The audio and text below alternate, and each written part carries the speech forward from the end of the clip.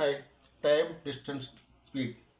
If a person walks at 14 km per hour instead of 10 km per hour, he would have walked 20 km more. The actual distance traveled by him. ഒരാൾ നടക്കുമ്പോൾ ഒരു 10 kilometre സ്പീഡിൽ നടക്കുമ്പോൾ അവന് ഒരു distance cover ചെയ്യുന്നു. അന്നേരം അവൻ സ്പീഡ് കൂട്ടുമ്പോൾ 14 കിലോമീറ്റർ സ്പീഡായിട്ട് നടക്കുമ്പോൾ അവൻ ആ ഡിസ്റ്റൻസിനെക്കാട്ടിലും 20 അധികം. അതാണ് ക്വസ്റ്റ്യൻ നിൽക്കുന്നത്. കൂടിയത് മാത്രം തന്നിട്ടുണ്ട്. ഏതാ ഡിസ്റ്റൻസ് അറിയത്തില്ല. ഡിസ്റ്റൻസ് കൂടിയത് മാത്രം ക്വസ്റ്റ്യൻ തന്നിട്ടുണ്ട്. അതുപോലെ എത്ര കിലോ 2 സ്പീഡ് തന്നിട്ടുണ്ട്. ഓക്കെ, അങ്ങനെയാണെങ്കിൽ നമുക്ക് ഒരു ഈക്വേഷൻ ഉണ്ട്. ഇതാണ്ട് 3 speed equal distance by time, time equal distance by speed, distance equal to speed. ഇത് 3 ഫോർമുലയാണ്. ഇവിടെ നമ്മൾ ഉപയോഗിക്കുന്നത് ടൈമിൻ്റെ ഫോർമുല. 2 സമയം സെയിമാണ്.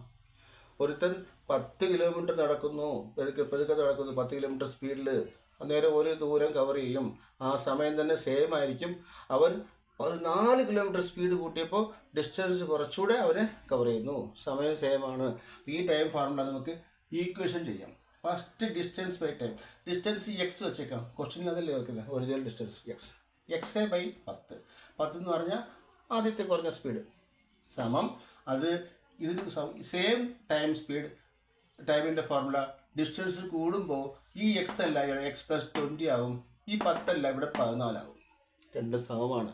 ഡിസ്റ്റൻസ് കുറയുമ്പോൾ സ്പീഡ് കുറയുമ്പോൾ, ഡിസ്റ്റൻസ് കൂടുമ്പോൾ സ്പീഡ് കൂടുമ്പോൾ 2 ഇക്വേഷൻ സെയിം. അപ്പോൾ നമുക്കിത് ക്രോസ് മൾട്ടിപ്ലൈ ചെയ്ത് ഈ ഇക്വേഷൻ സോൾവ് ചെയ്യണം.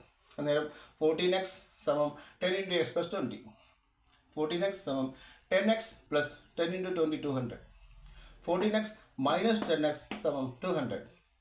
4x equal to 200, x equal to 50 kilometers. That's the answer A. Same type താഴെ എഴുതിയിട്ടുണ്ട്. അതിൻ്റെ ഓപ്ഷൻ ഒന്ന് കമൻറ്റ് ബോക്സിൽ എഴുതിയിട്ട് like and share please. Thank you so much.